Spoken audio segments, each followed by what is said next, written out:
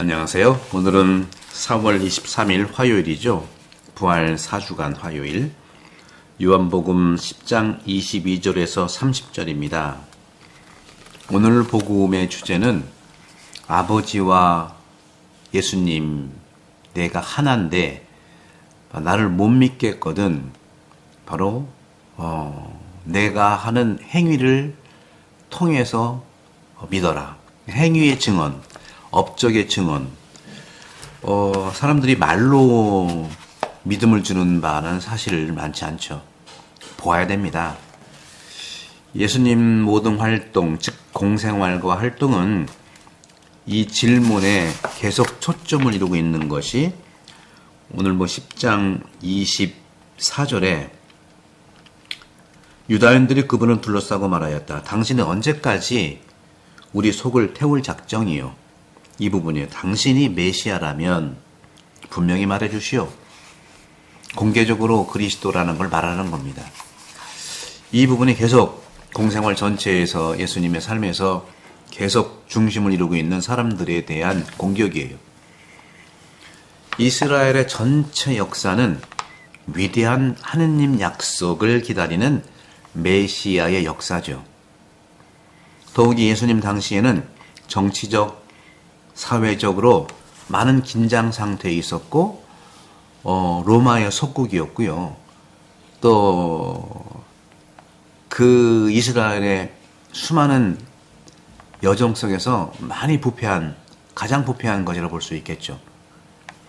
그렇기 때문에 지금이야말로 메시아가 오실 적기라는 생각이 사람들 사이에 점점 커가고 있었어요. 그러면 메시아는 어떤 사람이었을까? 어쩌면 정치적이고 사회적이고 또 국가적으로 해방자일지 모르겠다 하는 이런 질문도 계속 하게 되는 거죠.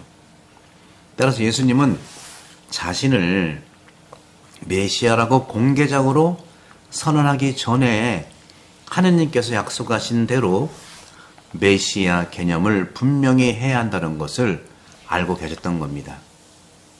그런 다음에 자신이 아버지의 아들이라고 말씀하셨어요. 뭔가 다른 걸 기대했던 사람들을 실망시키는 부분이고 그런 정의적인 모습이잖아요.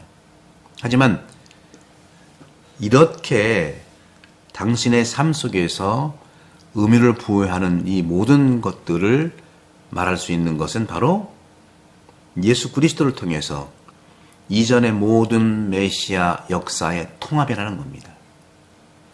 하느님은 아브라함의 자손을 당신의 자녀로 택하셨고 이스라엘 백성의 아버지가 되셨어요. 그건 단순히 비유처럼 보이지만 아버지의 참 아들이신 메시아가 나타나실 때 하느님의 아버지 되심의 심오한 의미를 드러내고 있는 것입니다. 이스라엘의 역사는 우리 삶에 깊이 반영됩니다. 우리도 고조선 때부터 오늘날까지 하느님의 구원의 역사의 차원에서 구원과 해방과 또 자유의 차원에서 한번 우리 역사를 훑어볼 필요가 있어요. 그게 바로 성서거든요. 우리나라의 성서죠. 따라서 우리가 아버지의 자녀라는 것을 완전히 이해할 때 우리 삶은 또한 정점에 이르는 것이죠.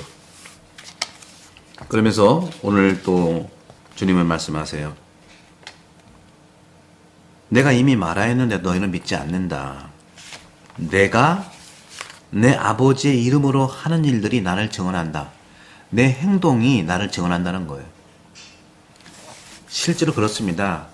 신중한 사람은요, 말로 큰 일을 약속하는 사람을 경계해야 돼요. 말로 떠버리는 사람이 있죠. 여러분 주변에도 그렇잖아요. 말로 다 하는 사람이 있어요.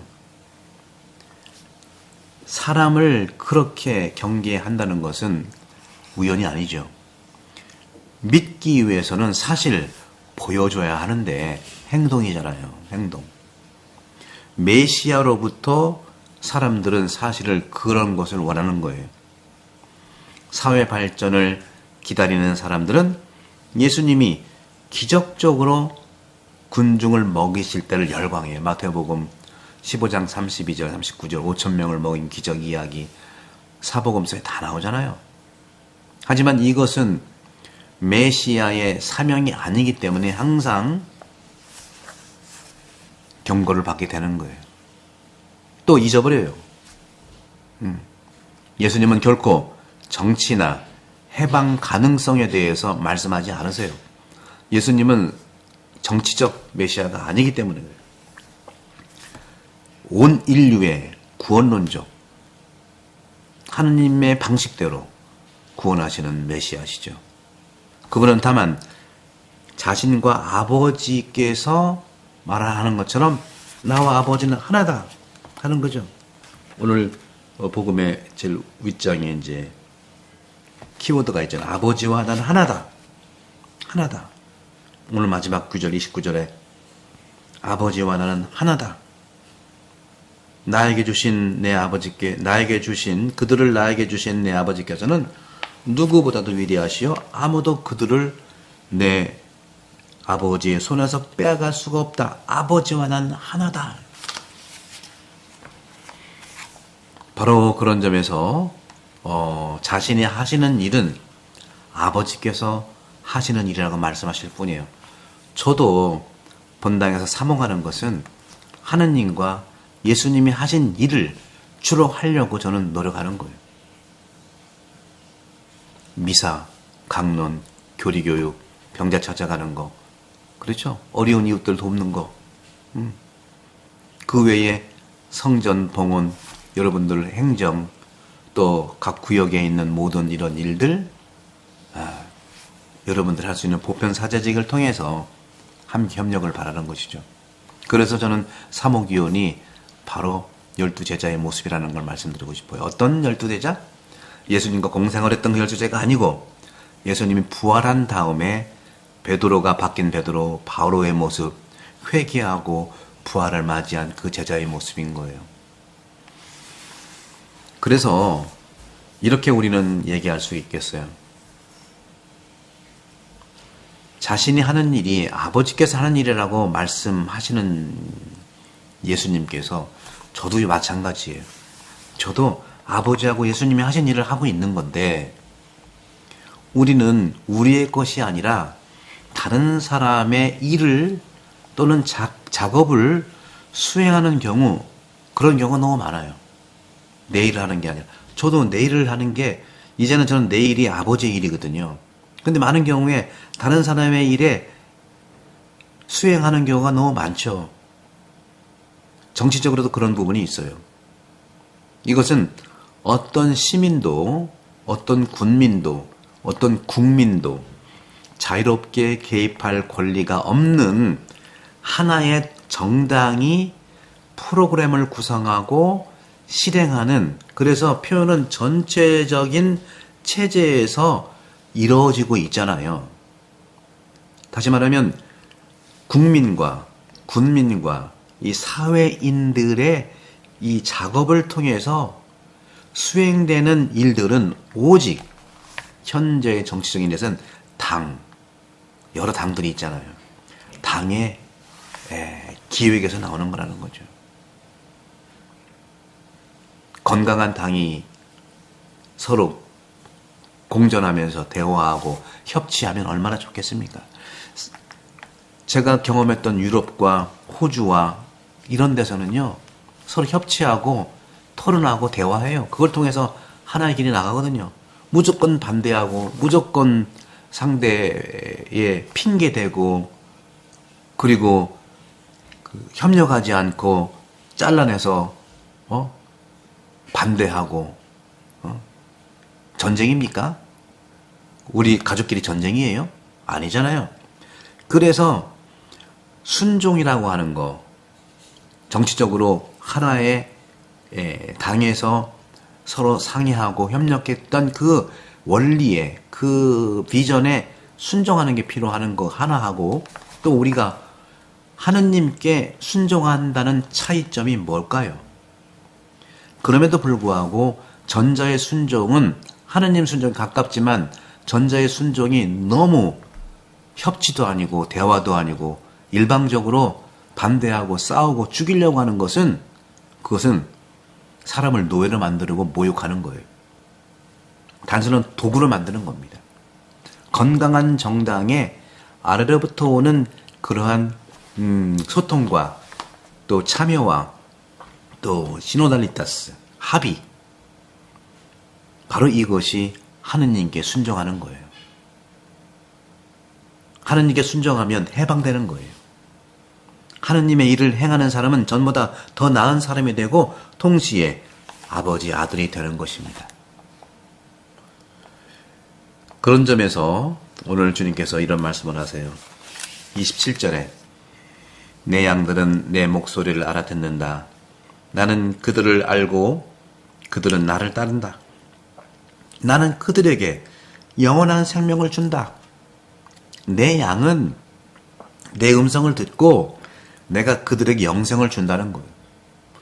양들이 음성을 들을 때 영생을 주는 거지 듣지도 않고 자기 맘대로 하면서 영생 살기를 바랍니까? 비록 우리가 일하는 사람이라 할지라도 이 일이 우리의 것도 아니고 나의 것도 아니라는 거예요. 조각가는요, 조각가 없이 그 조각품을 팔거나 옮길 수 있는 것이 아니에요. 조각상을. 하지만 예술가와 그 작품 사이에는 분리가 없는 거예요. 잘 아시지만 조각상을 조각하기 때문에 조각가예요. 그렇죠? 그 조각상을 만들기 때문에 조각가라는 거죠. 그림을 그리기 때문에 화가예요. 음악을 작곡하기 때문에 음악가예요. 양복을 만들기 때문에 재단사예요. 마찬가지로 하느님의 뜻을 행하는 사람은 누구나 거룩하고 하느님이 된다는 것을 말씀드리고 싶어 신성하게 된다는 것이죠. 이것이 우리에게 굉장히 중요한 부분에 같은 모양으로 우리는 하느님의 뜻을 따르는 사람들은 하느님이 되는 거예요. 신성함이 되는 거예요. 제가 엊그저께도 하느님의 가르침을 받아들이면 내 생각이 하느님의 생각이 된다고 말씀드렸잖아요. 그렇기 때문에 우리는 각자의 일을 통해서 우리 인간들은 그 시대를 뛰어넘고 어떤 과정을 뛰어넘는 그런 투사적인 반영을 할 수가 있는 거예요. 플라톤은요, 2000년 전에 죽었어요, 이미. 하지만 아직도 그의 작품 속에서는 살아있는 거예요. 여전히 플라톤의 글을 연구하고 그 플라톤의 글 속에서 플라톤은 살아있다는 것이죠. 운유적인 표현입니다마는 위대한 철학자, 예술가, 과학자는 영원한 사람이 되는 겁니다. 하느님의 뜻을 행하는 사람은 누구나 하느님의 자녀가 되고 말씀의 어떤 온전함과 참된 의미 안에서 영원하다는 겁니다. 그러니 영원하신 아버지의 영원하신 아들이신 그리스도의 일과 업적과 하나가 되기 때문에 우리는 영생을 얻는 것입니다. 구독 성경 부탁드리고 축복 가득한 하루 되기를 바랍니다. 성부와 성자와 성령께서는 여러분 모두를 강복합니다. 감사합니다. 제 강론이 너무 어렵긴 한데 계속 들어보시면 흐름들은 거의 유사합니다. 감사합니다.